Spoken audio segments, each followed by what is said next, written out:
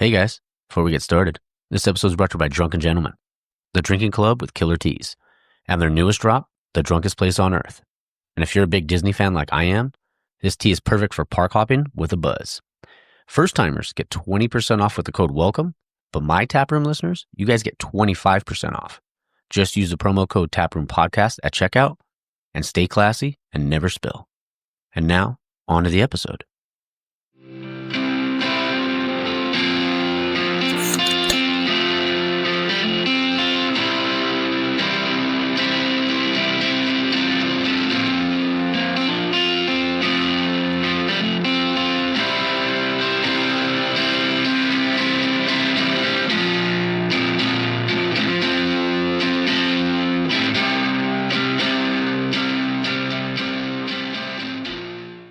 All right, and we're back. This is episode 122 of the Taproom Podcast, and I'm your host, Mike.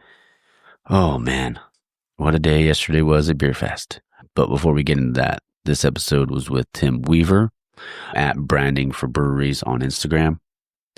Got to talk all the way across the pond. Man, it was just a really fun conversation. And I've always, obviously, one of my good friends is in the industry is a Peaky Boozer. And it's just always, cool. I've always wanted to talk to someone, obviously from the UK on the show, being able to just kind of discuss, what it's like. I like obviously the culture, and I feel like, and then we did touch on it on the episode. We did talk about it. So I don't want to get too far into it, but we can talk about what that pub life means to the UK and stuff like that. So it was just a really fun conversation. So Tim, just want to say thank you, man. Appreciate you being on. It was a fun one, so I can't wait for you guys to listen to it. It's going to be a shorter intro because I do have to get on at it or get ready, go take my pops to breakfast, so that should be a good time for Father's Day. Happy Father's Day to all the dads out there.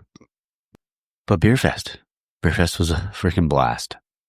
It is every year, but this year I got to go with my brother. My brother came with me, and I was telling him yesterday, we were talking about it, it's like, when you get to go to these things, you don't get to see everyone all the time. So it is like having a beer family reunion, and, you just get to talk and have fun. And I got to I don't remember how many brewers it was, but I got to talk to quite a few. It was Danny, record some content. I got to talk to a lot more than the people I recorded with, but got to record a little something with Bridget, got to go record a little something with Danny from Hop Saint, Jared from 14 Cannons, Ian, there's more. Abraham from La Bodega, Christian from Campsite.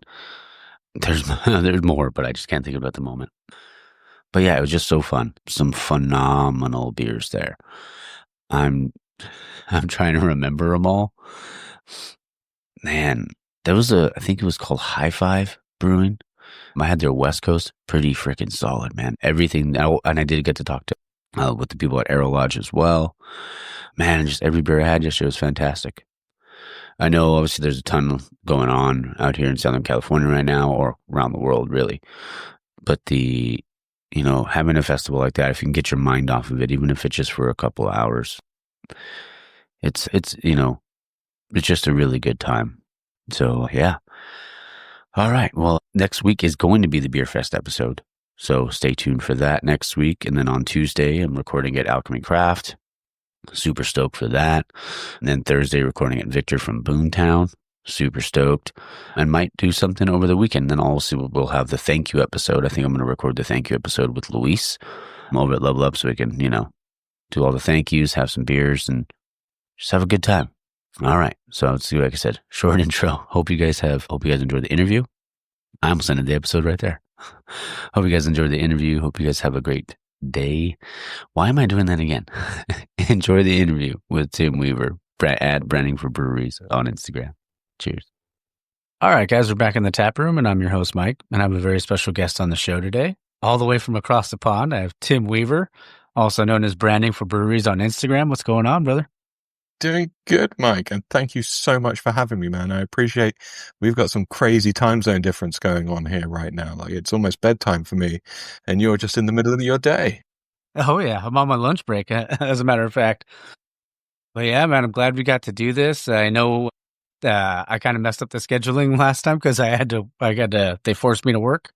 But Yeah. It's cool. We both had our we have our burdens to bear. I got the time zone wrong one time. You had to work, but we made it Mm. happen. It was going to happen. It was a thing that needed to be here now and on it. Oh, definitely. Well, and I see that you're having a beer. I mean, I wish I could have one with you because I'm on my, on my lunch break. And if anyone listens from work, they'd be like, "What is going on?" So, but what are you having? Perfectly acceptable. It's past 12 p.m. It's 8 o'clock here in the UK. I'm Mm-hmm. getting on it, man. There you go. Well, what beer is that? Well, what kind of beer is that? Cheers. So this is a tropical little number. It's a tropical pale called what was it? Ghoulish Mustache Experiment from a London brewery called Full Circle Brew here. Okay. Great guys. Bumped into them a beer festival not that long ago, and they very kindly sent me a 12-pack as a thank you for me making an intro to someone else. So I was like, I'll take that any day, any day. There you go. It's one of the best parts of this business, the free beer. Am I right? Exactly. Yeah, it's a nice little perk for sure. Oh, 100%, man. No, but the craft beer industry is great. But I mean, for you, for what you do, and you're from, can you tell us again? So location wise, yeah, I'm based in Bucks, which is around about 40 minutes outside of London. I like to describe it as it's like London, but we've got more green stuff. We've got trees and fields, unlike all the built up city stuff that people expect from the UK. Okay, there you go. And how did your craft beer journey start, man? Tell us all about, branding for breweries. Okay, well, so it's a two-parter. Like my fondness for the industry started from when I was super young. Like my grandparents used to run a pub or bar, as you might refer to it, down in Devon, down in the south of England. And from a very young age, when the bar was shut, I was there sitting on the bar stools, climbing over kegs and casks and just generally getting into mischief behind the bar before the punters came in. Love it. And as I grew up, I was working in bars and, serving and being a waiter and kind of getting stuck in. I got to drinking age, and of course I joined different beer communities, local breweries, beer memberships, and just got fully immersed in it from that point onwards. And then my creative journey has been going for a long time, but I've been a creative director of an international agency, and the last role was like a niche agency that worked with independent schools all over the globe. I did that for like 10 years. Mm-hmm. And I kind of went, nah, I've had enough schools. I'm done. What do I want to do?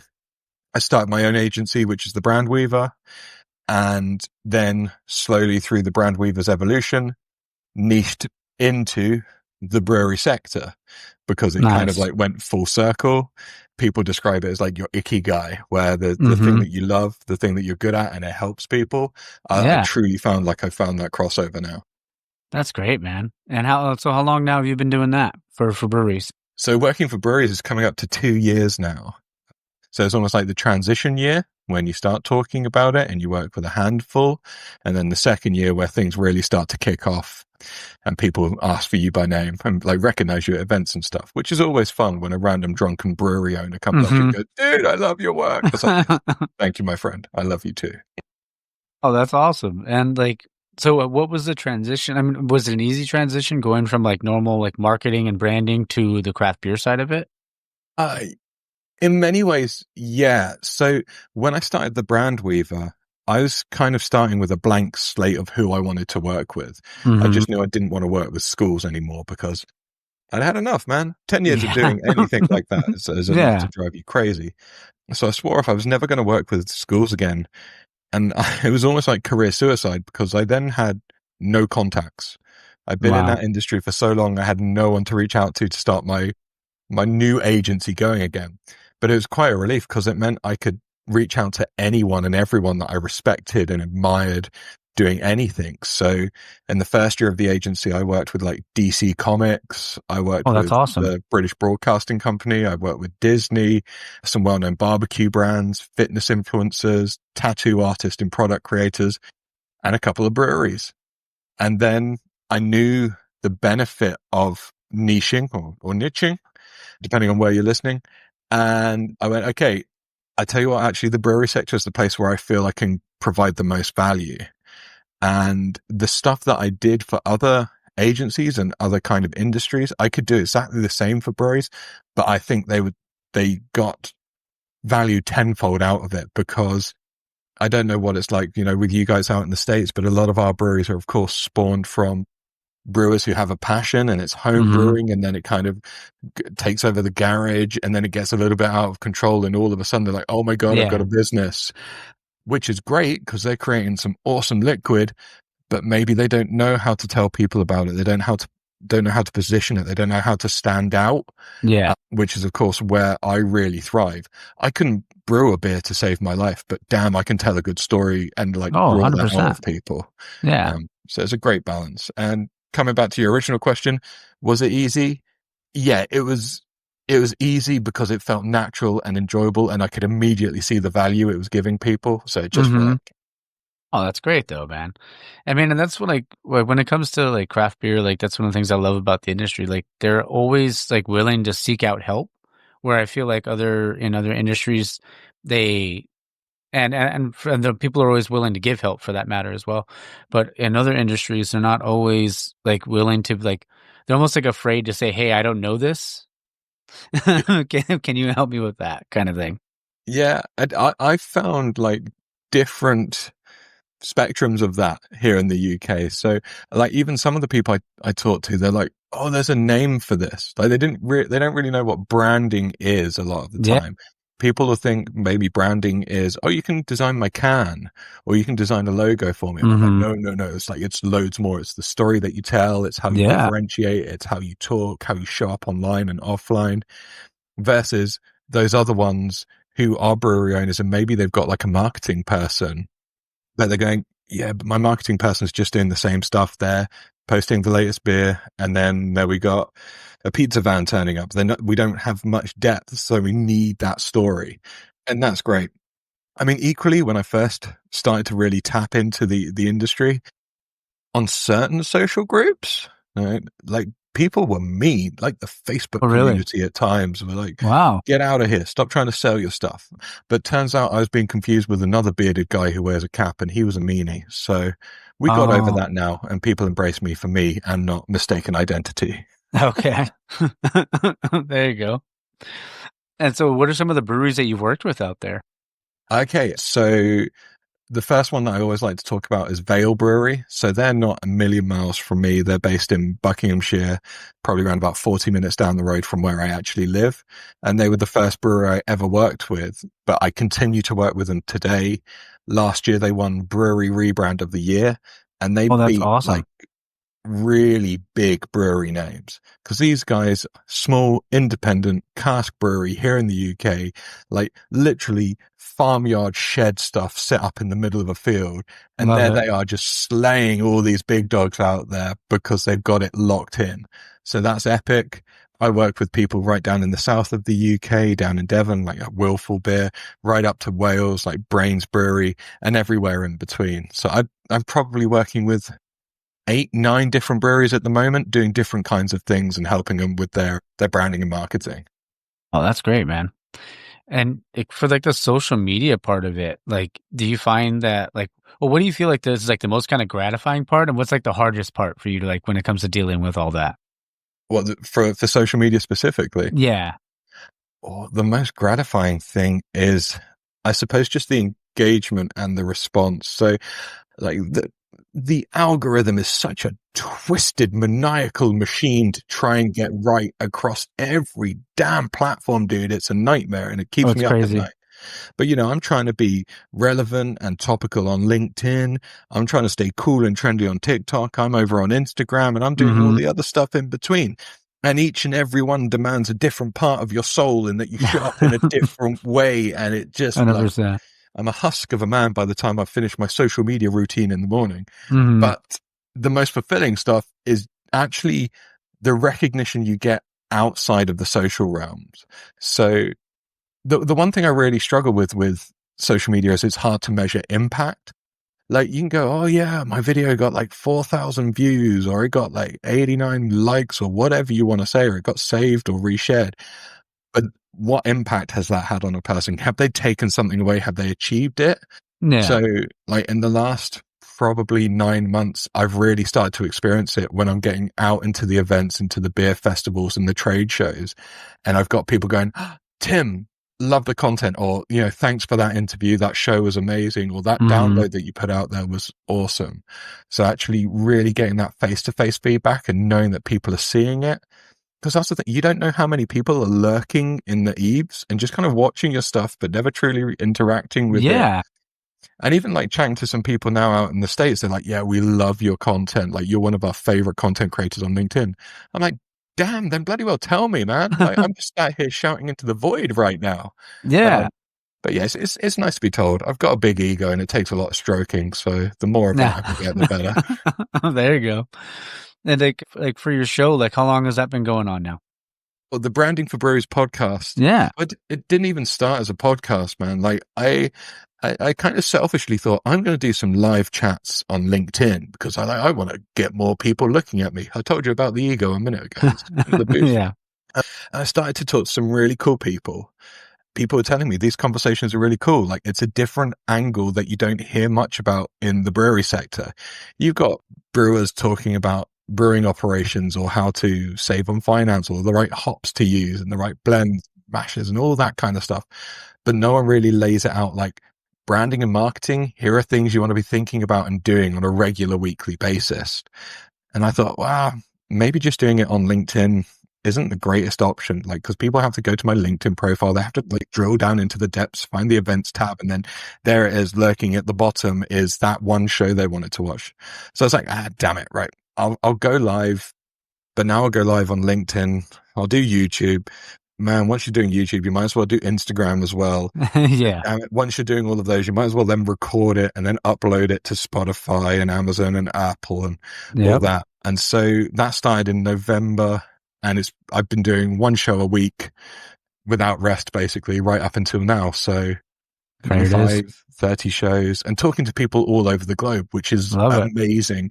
And so many different people as well. Like, I've had the chief marketing officer of Asahi and Peroni and Pilsner Urquell, right down to, small brewery owners who are just doing something really cool and really different. It's really refreshing for me to get all these different opinions from all over the place and different parts of the industry. And it helps me get better. And it also just spreads the good word and helps everyone listening. Like, that's the mission of the show. Every guest I get on, I'm like, I want people listening to take away at least one thing where they go, I'm going to give that a go. Or I didn't know that. I want to try that out.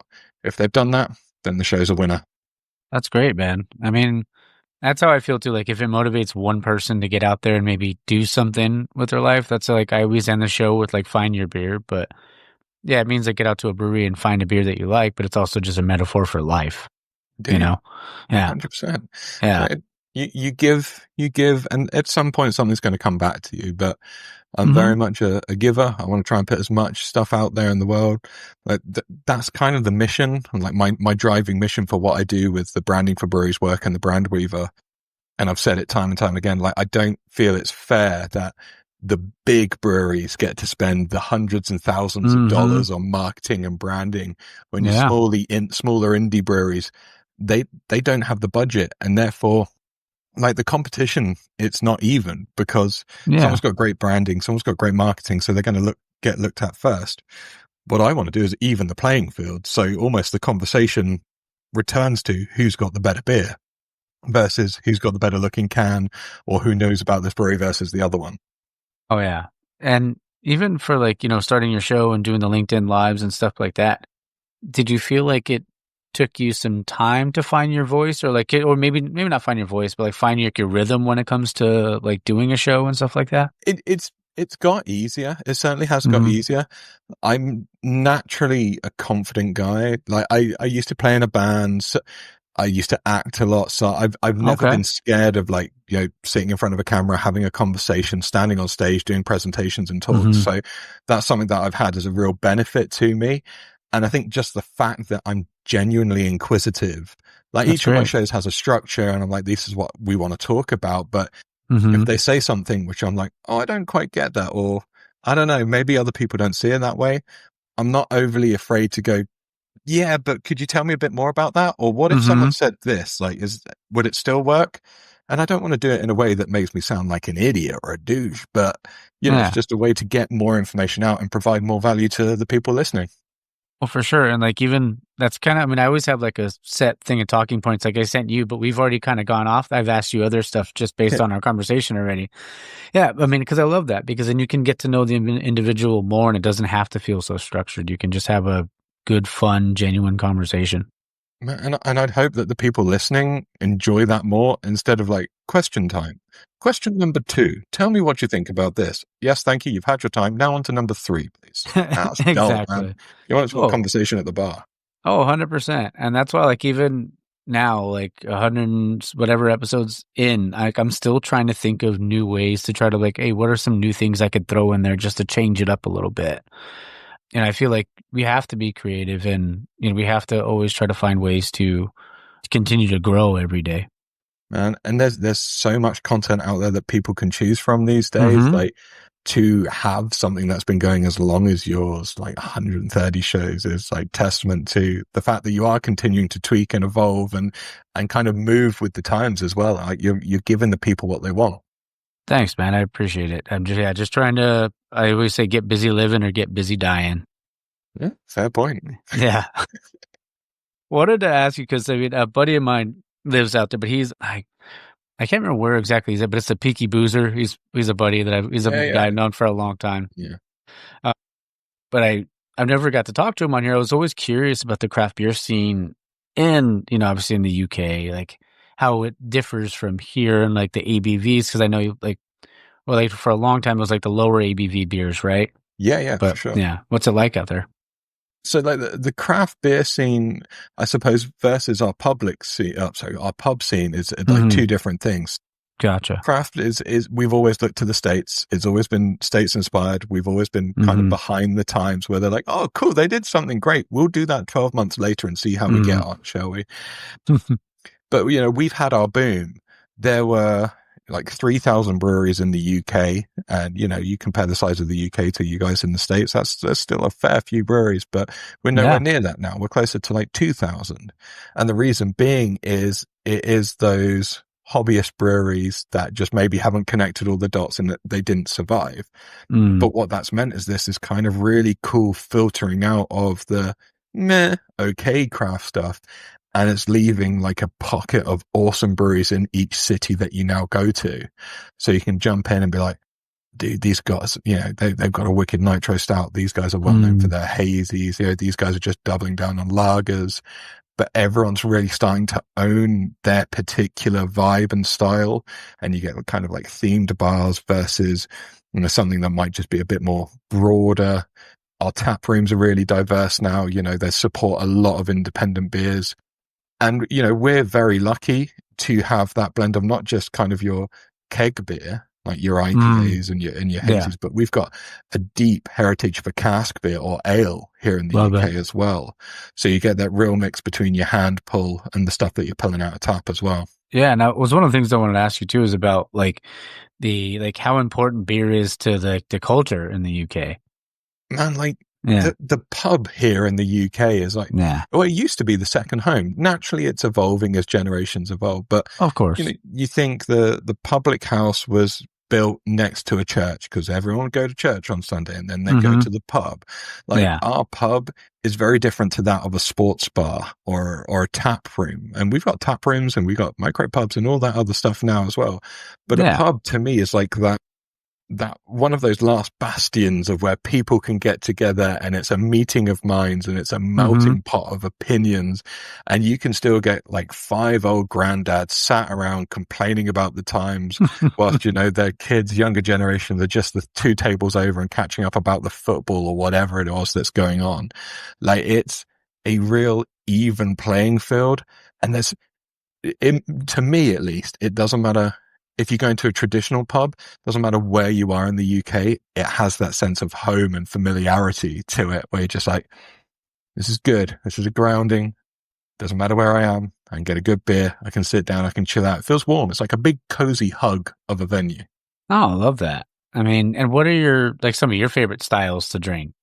Oh, okay. So I'm very kind of ritualistic in terms of like, it depends what I'm doing at the time and what season we're in.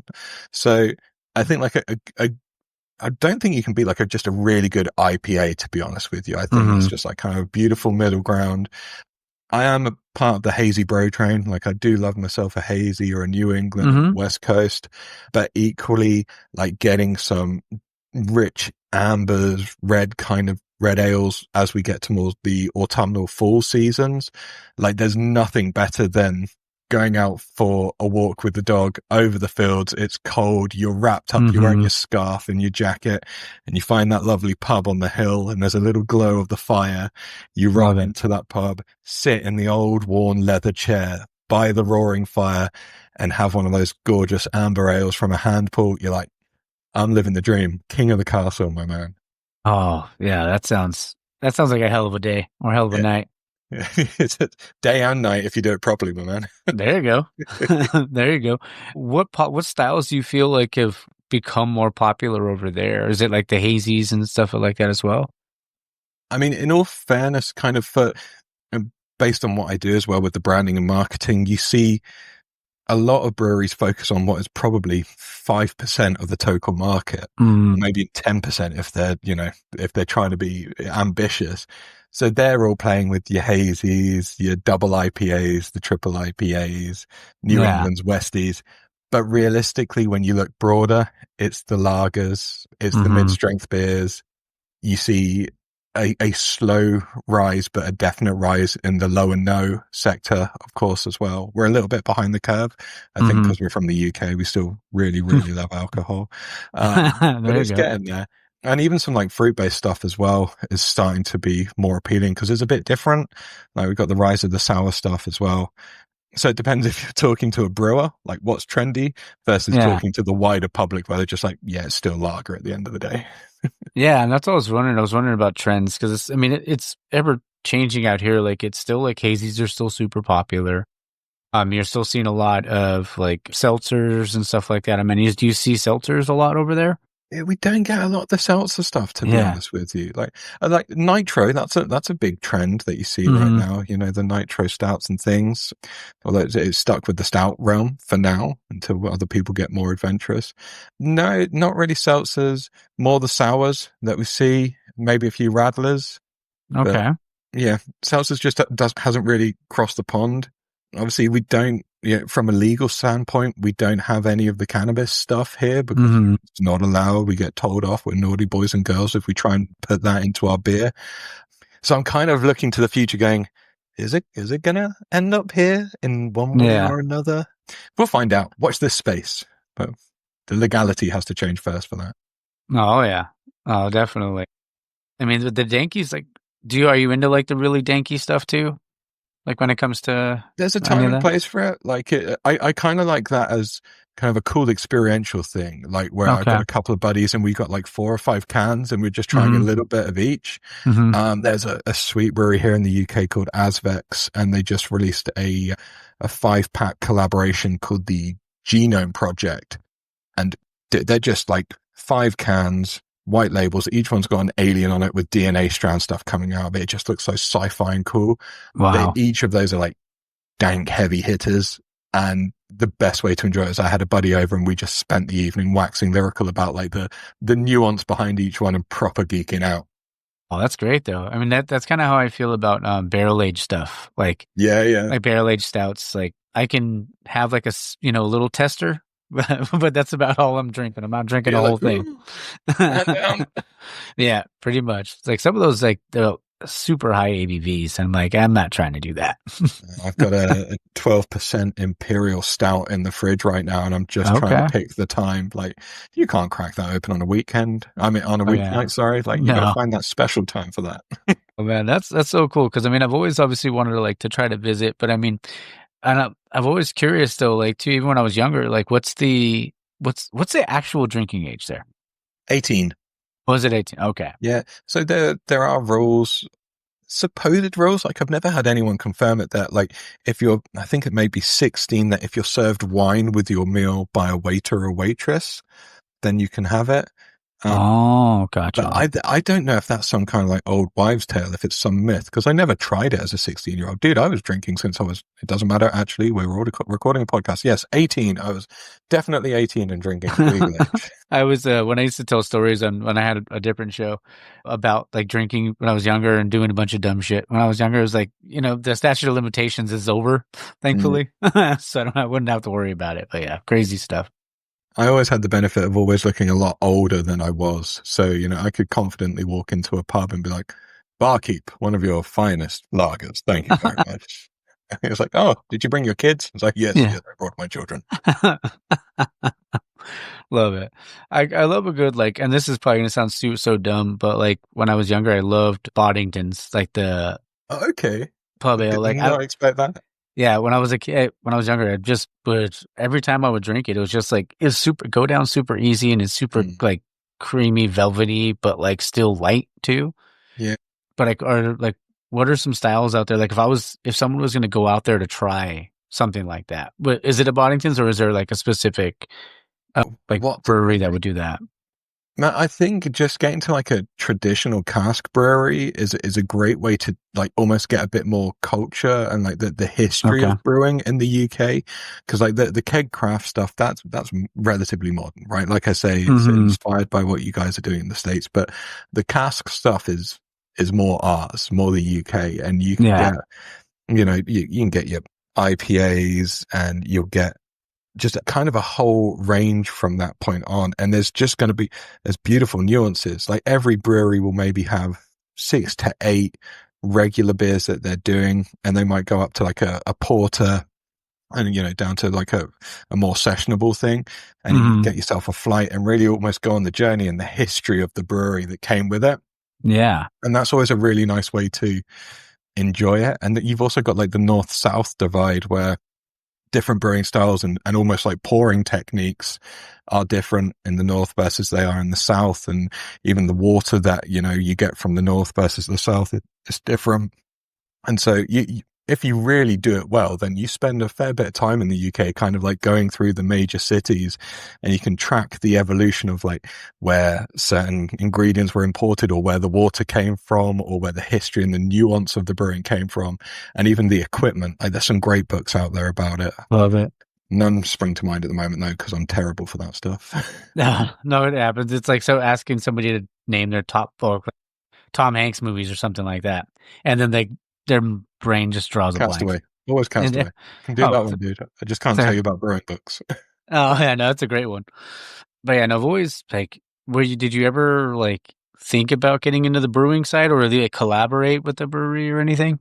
I'd love to collaborate. I think that'd be a wicked thing. And I know, other people in the sector here in the UK are doing it. It's a weird one for me because of my day job where I do branding and marketing for a brewery. So it's almost like, but if we collaborate with you, you're basically not just doing your job anyway, but not getting paid. So it's kind of a weird one. I'm sure there will be time out there. And I almost become ambassadors of each and every brewery that I work with anyway, just because I'm so damn proud to promote them. But my knowledge and expertise in brewing really started and stopped with like 2 failed homebrew experiments. Okay. Like maybe 2 months before the birth of my first child. And at which point I realized the kitchen required more worktop space for bottle cleaners and sterilizers and general Tupperware and all the strange electrical plastic things that kids need.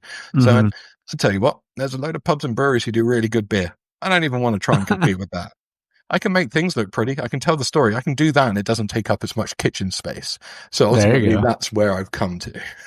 Oh yeah. No, I mean, and that's the thing too, because I remember people like, I think sometimes when I talk to people, they assume that like I did brew one collab beer with the brewery with my buddy Dario, but people assume that like I brewed before or homebrewed before. I'm like, dude, I just love craft beer, man. I just go into the pub. Consumer. That's what it is. You've got an appreciation from the other side, yeah. which is so important. I think it's the meeting of the minds between the brewer and the person who's drinking it. If you can get both of those locked in, that's when you get something magical happening. So you're doing a strong service, sir. Keep it up. Thanks, Ben. Just kind of going back to the styles a little bit, I want to ask you something about a little bit of football.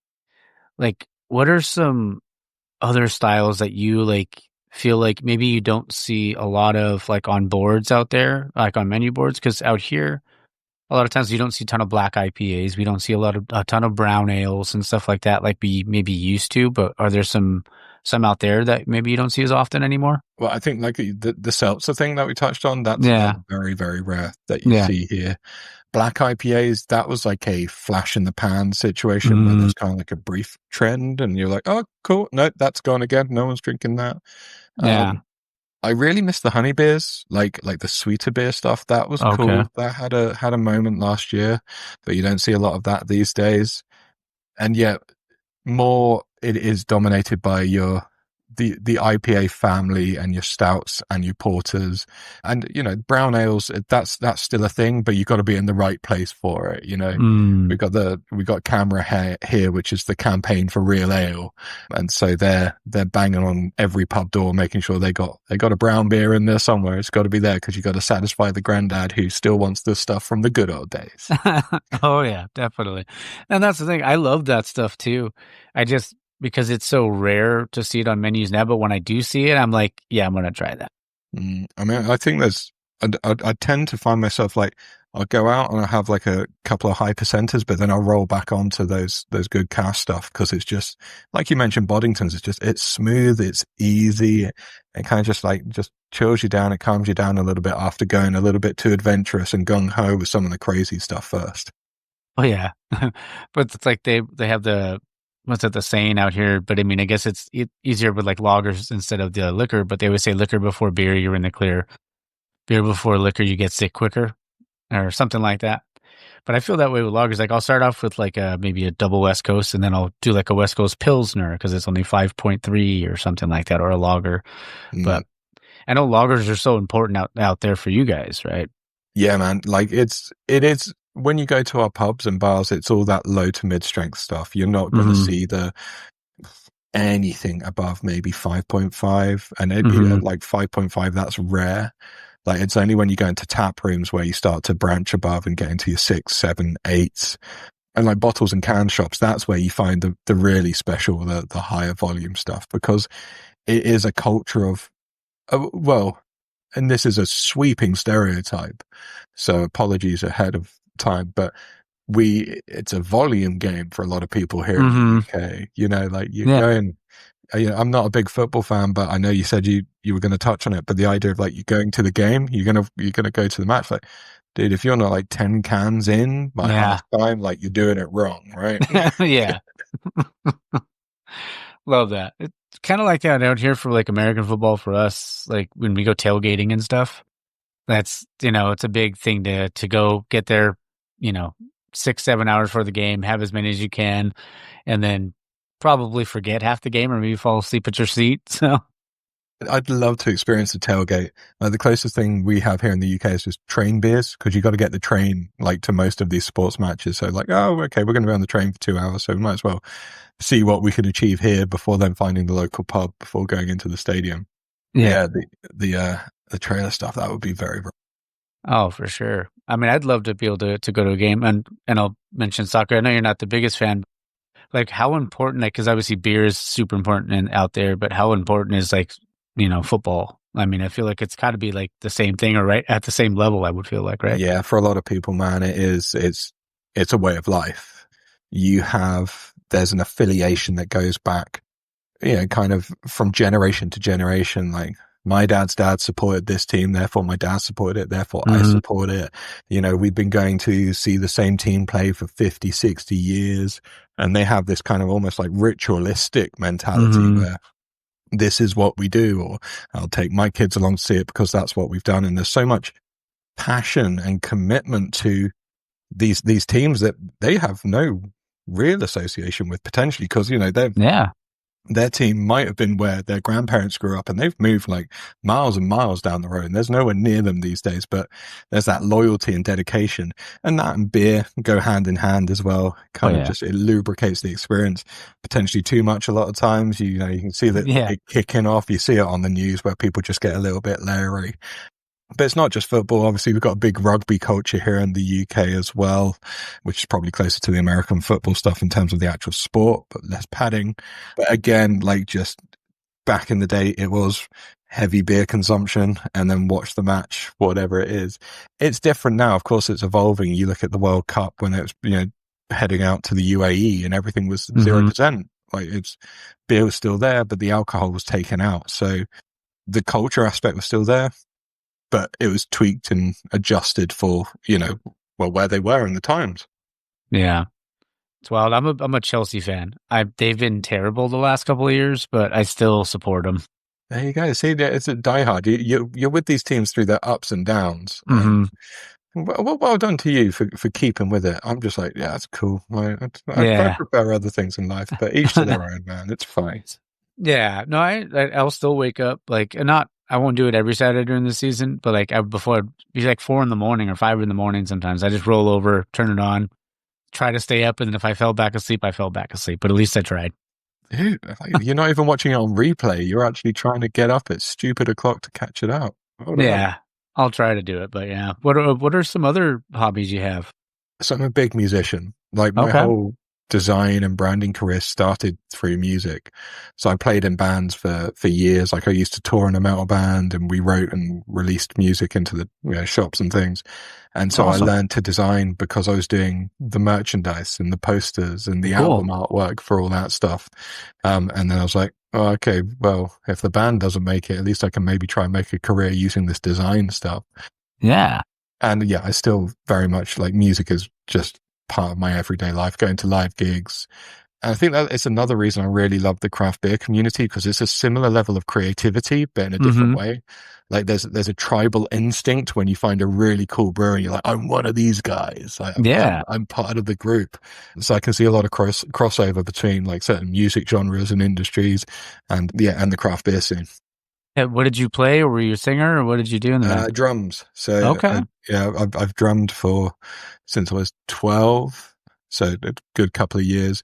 I tried vocals at one point, and then I was like, that's not for me. That's cool. So I was always the frustrated drummer, again, coming back to the ego thing, where I was trying to be as like enigmatic and animated as possible so everyone would look at me as I stood behind the attractive person who could sing.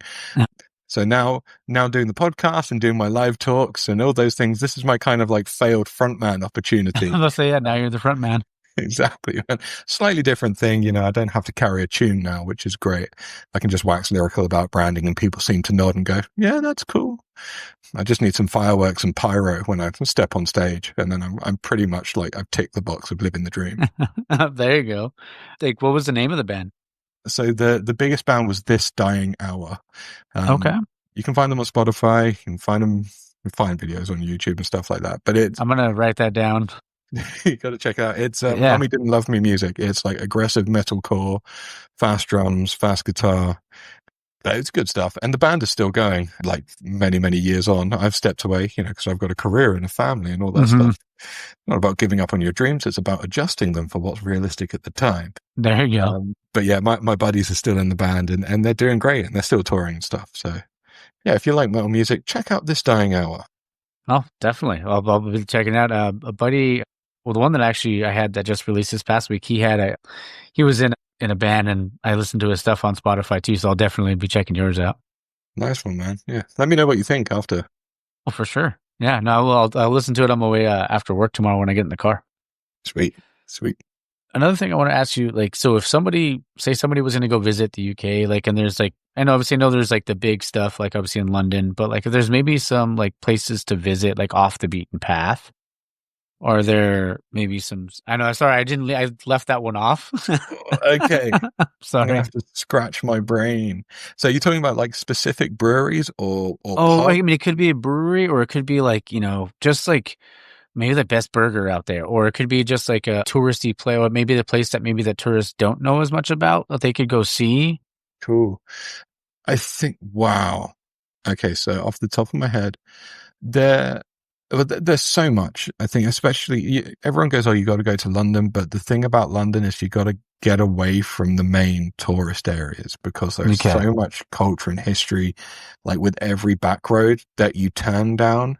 And this, especially now with the rise of pubs popping up in like old cinemas or abandoned fire stations and things like that, it's really lush, and you just have to go hunting.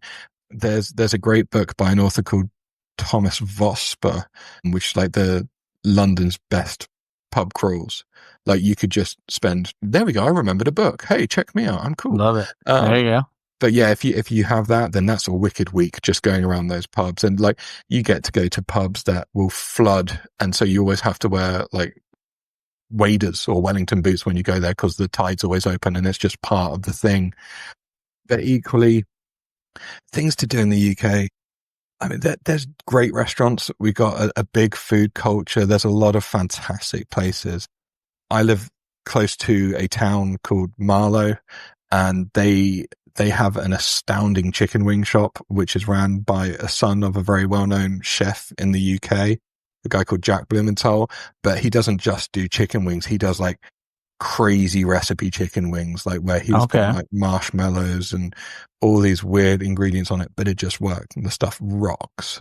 Wow. And equally in Marlow, there's a phenomenal cask brewery, and they don't serve outside a 30-mile radius. So you have to be in that area to get their beer.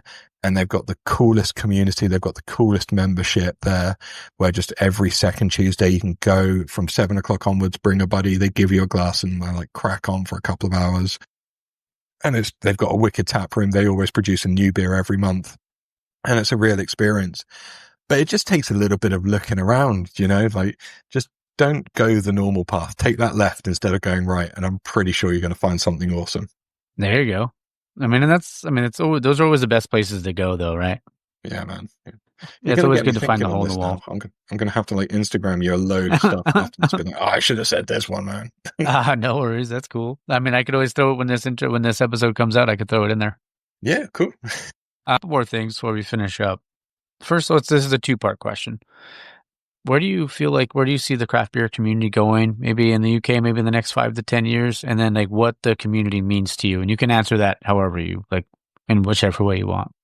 Cool. Like from where I stand and what I do as a job as well, and then looking at consumers and how people are integrate drinking into their lives, I think the craft beer community is going to be more experience driven than ever before. I think actually people are going to become more closely knitted with what's going on in the tap room than what's being served behind the bar a lot of the time. They'll find tap rooms who put on cool events that reflect them, what they want to do, where they want to be. Because you're going to get people who are drinking less these days as well, and people who don't want to drink at all. And so those choices are going to be based around the events that are going on or the food that's being put on.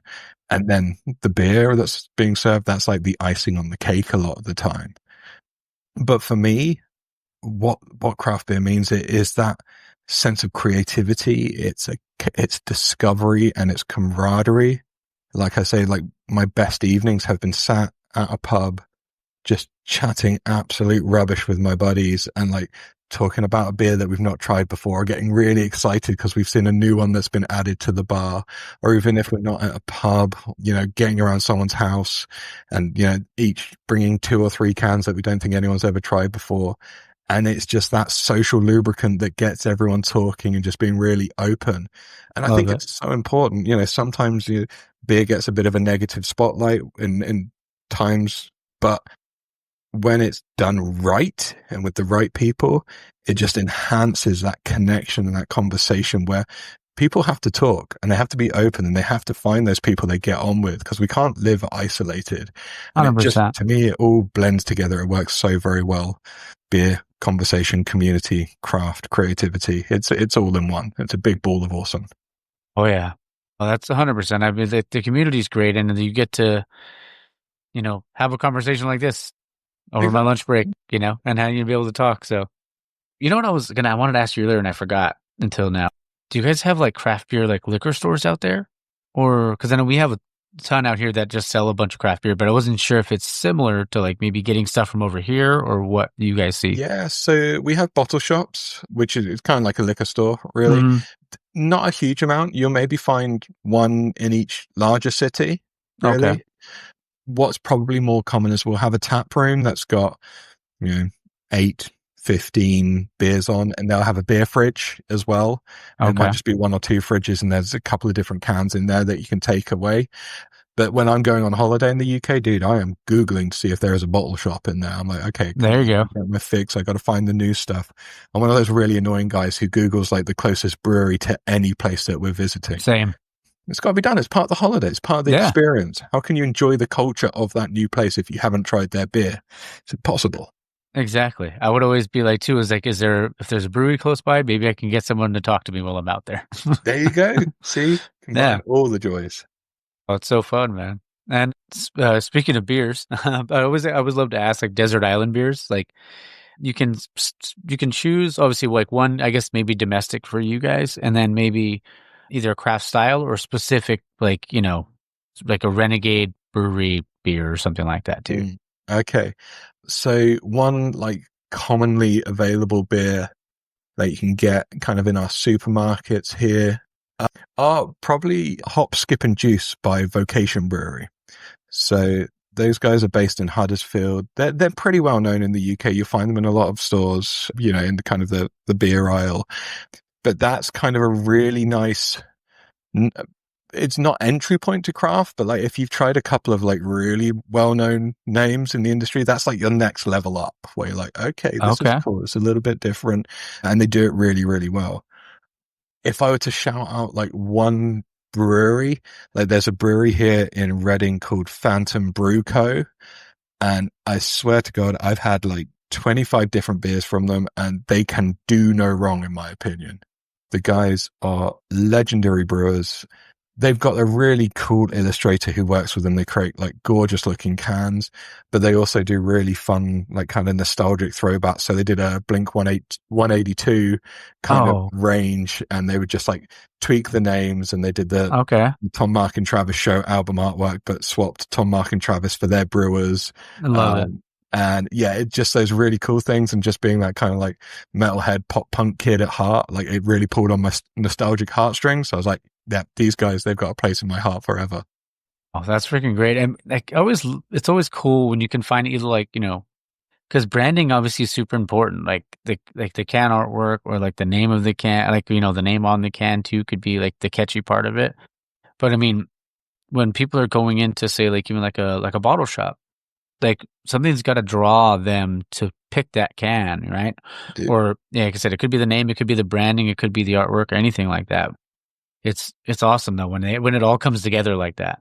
Yeah, it's well, I call it the 2 pint test, which I stole from someone else, but it was such a great like way to summarize it. Like the first pint is sold based on the branding and marketing. It's like what you see on the can or what you see on the clip or the story you've been told about it or word of mouth it's got through to you.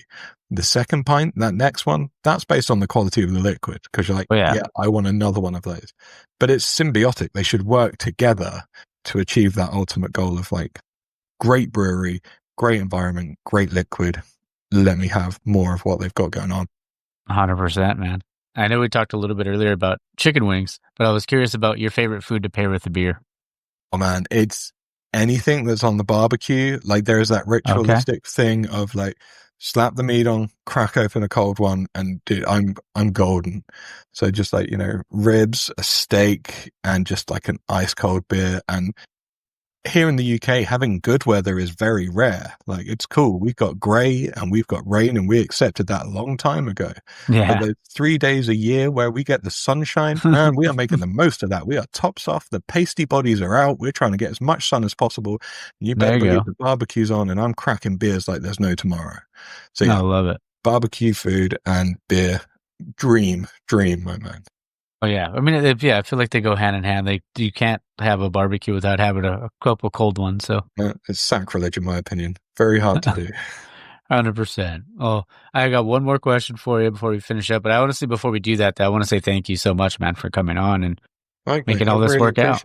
This has been a really cool chat. Like it's just flowed so naturally, and like the questions. So thanks for like piquing my interest, man. This is so you're teasing the good stuff out of me, buddy. I love it. Oh, I love it. No, that's great. I mean, and the more we could do, and we could always do it again too. So yeah, let's make it a regular. Yeah, and before the one question I would love to ask at the very end is, if you had to describe yourself in one word, what would that word be? Ooh. Yeah, I left it off. Man, this is something. It depends who you ask about me. Mm-hmm. Giving. Like, Okay. I think it just comes back to the mission of where I just want to help those breweries, those indies level the playing field. Like, that's my aim. So that's what I would use for myself. If you ask my wife, she'd definitely use a different word. But you're asking me. So let's go for giving. Love it, man. That's great. And I just try to leave that one off on purpose because then it makes the person think like right in the moment. Yeah. Kind of thing. But yeah. It does make me sound really egotistical though as well. Like, yeah, I'm going to call myself a giving guy. It's what I'm trying to be though, you know? Oh no, I mean, that's for me. Like when my buddy first asked me that question a while back, like he asked me and I was just like driven, I guess. Because I mean, I love to like, I was never that way before. Like when I was younger, if you were to ask 20-year-old, oh, I guess I'll use my real name, 20-year-old Jonathan, like, do you want to move up in your company? Do you want to do more things? I would have been like, nah, I'm good. It's weird, right? Isn't it? Like, I think it's only as you get older where you start to go, oh, okay, cool. This is what this like learning thing's about and what I'm interested in. And learning becomes a pleasure and a joy versus when you're like stuck at school at like a young age where you're like, I'm getting taught all this stuff. It just feels like hell. But now I'm like, I want to soak it all up. Like I'll spend hours on YouTube and being like, okay, cool. Talk to me about X, Y, and Z. And like, yeah, if you can go to school older, that'd be cool. But God knows what you do when you were younger then. Maybe you should have a job then, like 5-year-old mechanics. What could go wrong? Yeah, exactly. We'll figure it out. Oh, man. Well, we could stay on the chat for a little bit. I just want to say thank you again, Tim. Super fun. I love how these are the conversations I always look forward to because it just, like you said, it flowed easy. We didn't have to I wasn't trying to jam you for answers or anything like that. But no, you were fantastic. Tell me more. No, you were fantastic, man. Mike, man, I really appreciate it. This has been amazing. I love chatting beer and I love chatting this kind of stuff. So thank you for the opportunity. I've loved it. Of course, man. And go ahead, plug everything. Plug it all. Oh, okay. So here comes the big plug from Tim. Okay. So yeah, you can follow me on Instagram, which is Branding for Breweries. You can connect with me on LinkedIn. Just look for Tim Weaver or the Brand Weaver. You can find the podcast Branding for Breweries on Spotify, Amazon, Apple, YouTube. I've got a newsletter that goes out weekly. If you go to thebrandweaver.co.uk/brewery newsletter, you can check that out. And I've got the website, thebrandweaver.co.uk. I'm also writing a book. I don't know when it's going to be out, but that's something that I'm chapter 16 right now. So watch this space and maybe next year there'll be a book that people can buy as well. Love it. Well, I can't wait to read it when it does, man. Thank you, my man. Thank you. Of course. Well, like I said, everybody go follow Branding for Breweries on Instagram and, on all the other social medias. But yeah, we'll stay on and chat for a bit. Thanks again, man. Cheers. Cheers, Mike. All right, guys. I hope you guys enjoyed that. Like I said, Tim, thank you again, man. It was really fun. And I love obviously learning new things, love learning about different cultures. And especially, if people are out there, going out to the UK to visit or anything like that. I mean, it's always kind of cool to know where to go, right? And hearing about the craft beer scene out there, and I just love that you can literally go to almost any city. There's a brewery in that city. I just think that's really cool.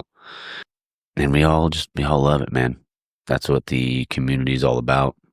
It's about growth and love and all that good stuff. All right. Well, I'm going to shut up now. I got to get ready and head out. So I hope everyone has a good week, has a great Father's Day. Don't forget to support local, drink local, and find your beer. Cheers.